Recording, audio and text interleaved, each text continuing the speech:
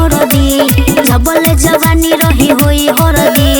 लागते तो बारे खोपा खोपावा मसी लागते तो बारे खोपा खोपावा मसी ऐसे ना बोला अरे सोने बा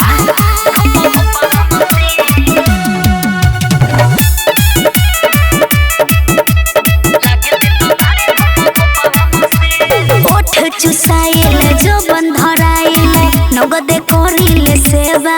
हो जे बढ़िला करो रंगीला तोहरो मिले नेबा बुझला हरे हाथे हाथे गोरी तू लुट भइलो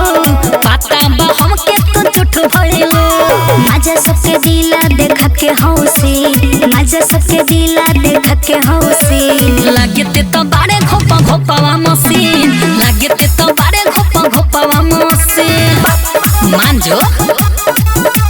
म्यूजिक बाय शिवम राजा दिया फिल्म्स रिकॉर्डिंग स्टूडियो दिल्ली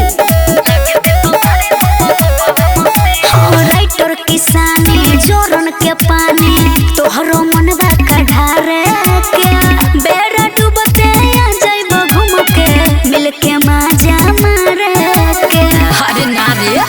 तोहर कहानी असली लो बाटे हो एही से जवानी भइल ढिलो बाटे हो जीतू जितेंद्र छेदा कोई दिहिटी जीतू जितेंद्र छेदा कोई दिहिटी लागते तो बारे खोपा खोपावा मसी लागते तो बारे खोपा खोपावा मसी कुछ भी बोलते हो।